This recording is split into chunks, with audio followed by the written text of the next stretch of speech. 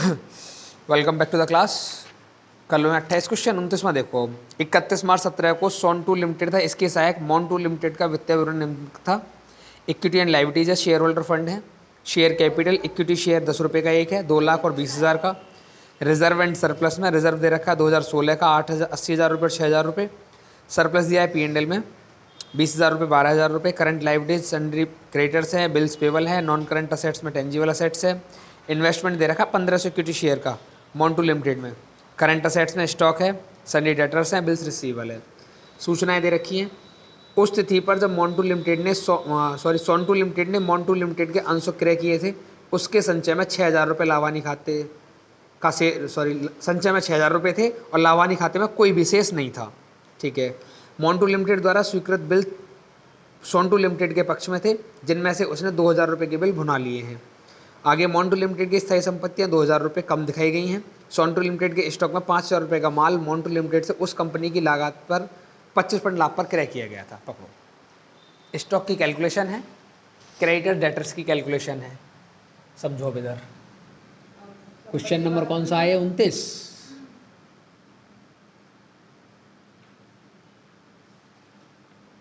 Calculation of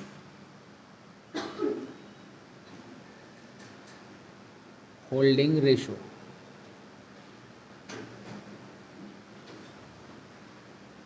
कौन कौन है? एक तो मोन्टू लिमिटेड है, पहले कौन है? सोनटू मोन्टू। पहले है एस लिमिटेड, फिर है एम लिमिटेड। ये सब्सिडरी कंपनी है, ये होल्डिंग कंपनी है। अब कितने शेयर उसने खरीदे हैं? 1500 शेयर। 2,000 टोटल शेयर हैं उसके पास, तो 1500 आएंगे इसके पास और 500 आएंगे इसके पास। 5 एकम 5 और 5 तिया 15। तो कहने का मतलब है 3 एकम का रेशो बन गया। अब आएगी बात कैलकुलेशन ऑफ। अब हमको चेक करना है इसमें जुलाई, अक्टूबर, सितंबर, ऐसी तो कोई डेट नहीं दी है। कोई डेट नहीं दी तो डायरेक्ट प्रॉफिट निकलेगा फिर, है ना। Calculation of pre acquisition profit, मतलब कैपिटल वाला। देखो जनरल रिजर्व में दे रखे 2016 में पैसे कितने रुपए? 6,000 रुपये। जनरल रिजर्व 2016 का दिया है 6,000 रुपये, और यही 6,000 रुपये एडजस्टमेंट में दिए हैं उसने। जनरल रिजर्व में 6,000 रुपये बाकी थे, P&L में कुछ भी नहीं था। एडजस्टमेंट की पहली लाइन में उसने बोला है ऐसे, ठीक है। तो यही वाले वो 6,000 रुपये हैं। इसके बाद में उसने एक संपत्ति क्रय की है। देखो जरा, एक असेट्स को 2,000 रुपये वैल्यू कुछ ऐसे बोला, बोलो क्या है वो?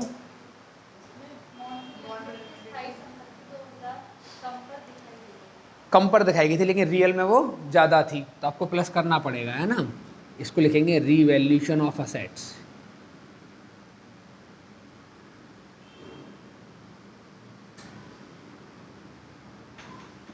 कितना? 2,000 रुपया। टोटल मिला कितना हो गया? 8,000। यही क्या है? कैपिटल प्रॉफिट हो गया। अब कैलकुलेशन होगी पोस्ट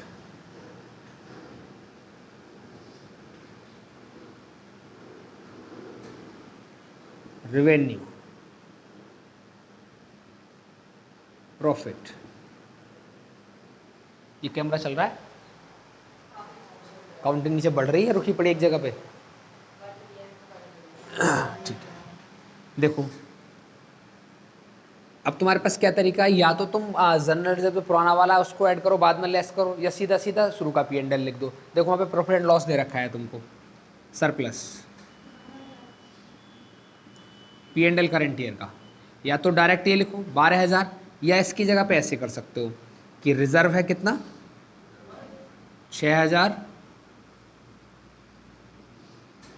सरप्लस P&L है कितना? 1,000 का। और इसके बाद में हमको रिवैल्यूएशन पे प्रॉफिट हुआ है ना,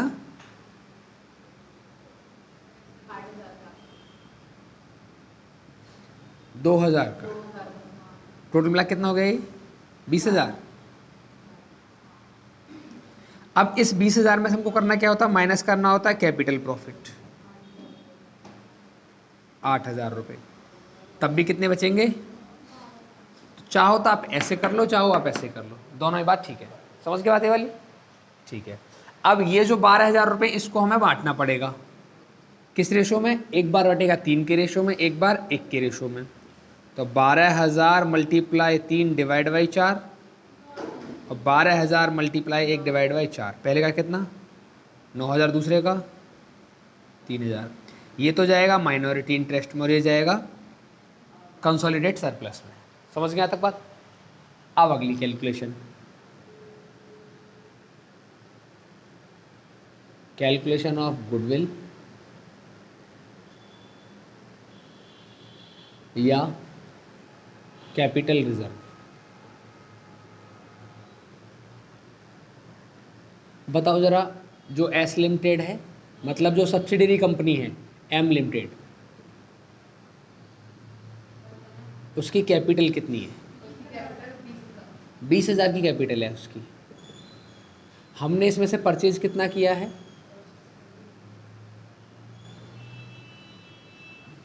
कितना? इस रेशो में 3 और 1 के रेशो में करेंगे 20,000 मल्टीप्लाई 3/4, तो कितना आ गया? 15,000 का परचेज किया हमने। प्लस इसमें करना पड़ता है हमको कैपिटल प्रॉफिट। कितना कैपिटल प्रॉफिट हमारे पास? 8,000 मल्टीप्लाई 3/4, कितना आ गया? 6,000 रुपया। दोनों को मिला दो, कितना हो गया? 21,000 रुपया। ये हो गया हमारे पास टोटल वैल्यू। हमने इन्वेस्ट कितना किया है?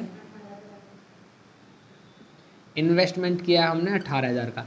21,000 की चीज़ को 18,000 दे रहे हैं हम, इसका मतलब क्या है? Capital reserve.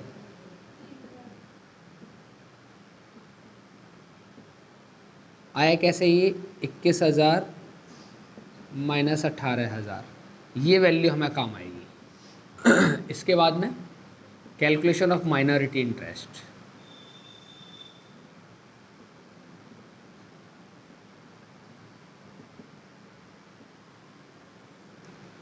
कैपिटल कितनी बैलेंस है अभी? सब्सिडरी कंपनी मतलब एम लिमिटेड की 5,000 की कैपिटल बैलेंस है। ऐसे निकाल सकते हैं 20,000 माइनस 15,000, या सीधा निकाल सकते हैं 20,000 मल्टीप्लाई 1/4। इसमें प्लस करेंगे कैपिटल प्रॉफिट, जितना उसके हिस्से का बचा है। टोटल मिला के था 8,000 का, उसके हिस्से का कितना है? 1/4, कितना आया? 2,000। इसके बाद प्लस करेंगे इसमें रेवेन्यू, हमने निकाल रखा है उधर कितना? 3,000। टोटल मिला कितना हो गया? ये 10,000 रुपये। ये वैल्यू काम आएगी। बताओ यहाँ तो बस समझ में आ रही है। अब कंसोलिडेट सरप्लस और चाहिए हमको।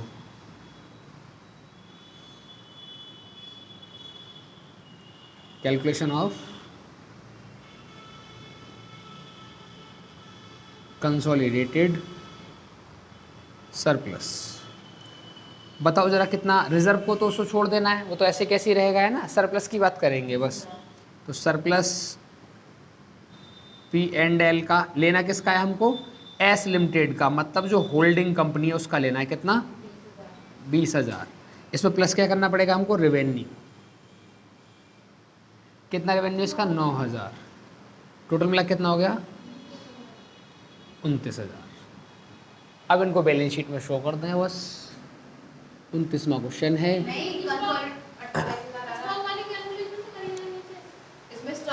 अच्छा, इसमें स्टॉक भी है अभी। ओके, कैलकुलेशन ऑफ, तो रेवेन्यू गलत है फिर। Calculation of unrealised stock. बताओ स्टॉक कितने रुपए का ऐसा है जो कि खरीदा या बेचा गया है? 5,000 का। Rate 25% on cost. जब भी ऑन कॉस्ट होता है तो हमको लगाना पड़ता है formula stock multiply rate divide by 100 plus rate.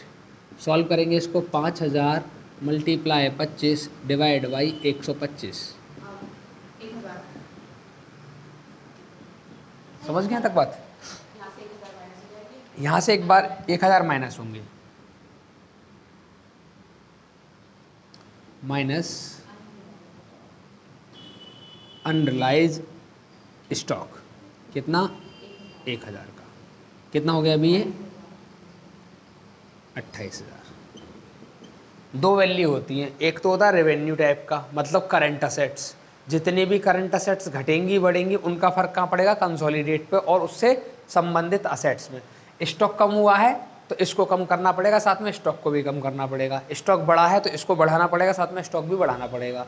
लेकिन अगर कोई फिक्स असेट घटी है या बढ़ी है तो उसकी वजह से कैपिटल प्रॉफिट जो होता है वो घटता बढ़ता है, और साथ में कैपिटल जो हमारा रेट दे रखा है ना, जो फिक्स असेट्स है वो भी बढ़ेगी हमारी। तो जो जिससे रिलेटेड है ना, दो बार ट्रांजैक्शन होगा, एक बार घटने का तो दूसरे में भी घटने का, एक बार बढ़ने का तो दूसरा भी बढ़ने का। पहला मतलब लायबिलिटीज, दूसरा मतलब असेट्स। ठीक है, चलो और तो कुछ नहीं रह गया अब इसमें। बिल वाली जो लाइन है वो लेस एड लेस करनी है बस, उसका कुछ नहीं है। देखो अब यहाँ लिखेंगे कंसोलिडेटेड, जो रह गया है उसको यहाँ सॉल्व कर लेंगे। फाइनेंशियल स्टेटमेंट एज ऑन, ये बैलेंस शीट है और इसमें मैंने नोट नंबर का कॉलम बनाया नहीं है, अमाउंट का कॉलम है सीधा। एग्जाम में इतना छोटा बैलेंस शीट बना के नहीं आना है।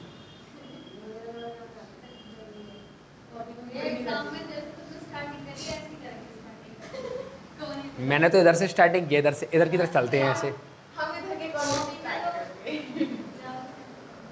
चलो फर्स्ट पॉइंट है शेयर होल्डर्स फंड्स। पहला हेड आएगा इसमें शेयर कैपिटल। जब भी माइनॉरिटी इंटरेस्ट की वैल्यू आती है तो शेयर कैपिटल ऐड नहीं करते, पहले भी ऐड नहीं करते थे ना, सिंगल लिखी जाती है। कितना रुपया है होल्डिंग का लिखना है बस, 2 लाख रुपए। स्पेस है नहीं इसीलिए मैंने लिखा नहीं है, लेकिन लिख देता हूँ चलो फिर भी। 20,000 equity share at the rate of 10 रुपया।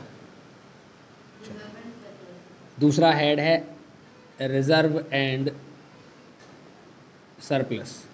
बताओ पहला क्या है इसमें, जर्नल रिजर्व कितना, होल्डिंग का बोलना है बस 80,000, और अगला आएगा सरप्लस पी एंड एल का, हमने निकाला है इधर 28,000। इसके बाद में अगला बताओ, माइनॉरिटी इंटरेस्ट आएगा इसमें ना,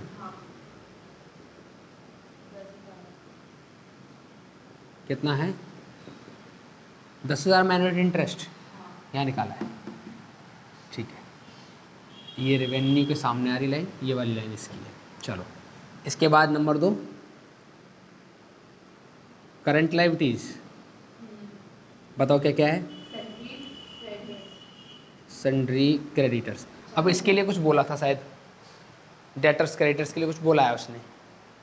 थर्ड फोर्थ पॉइंट शायद देखो कुछ है देनदारों में। नहीं, इसने इस बार डेटर्स वगैरह कुछ नहीं है, इसमें एक बिल्स का दे रखा था ओके और फिक्स असेट्स का दे रखा है ओके और स्टॉक का दे रखा है। अच्छा, स्टॉक का है, फिक्स असेट्स का है और बिल्स का है। डेटर्स क्रेडिटर्स का नहीं है। बताओ कितने रुपए हैं डेटर्स क्रेडिटर्स के, 40 और 12, टोटल मिला के हो गए 52,000 रुपया। नेक्स्ट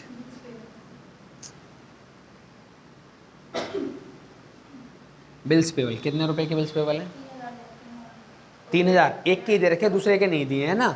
अब नीचे एडजस्टमेंट पढ़ो क्या है बिल्स के बारे में। मोंटो लिमिटेड द्वारा स्वीकृत सभी बिल्स सोंटू लिमिटेड के पक्ष में थे, जिसमें से उसने 2,000 रुपए के बुना लिए। ठीक है, अब देखो नीचे जो एडजस्टमेंट, नीचे जो लाइन है उसमें देखो दूसरे वाले के कितने बिल दे रखे हैं, 1,000 दे रखे हैं ना बिल्स रिसीवेबल।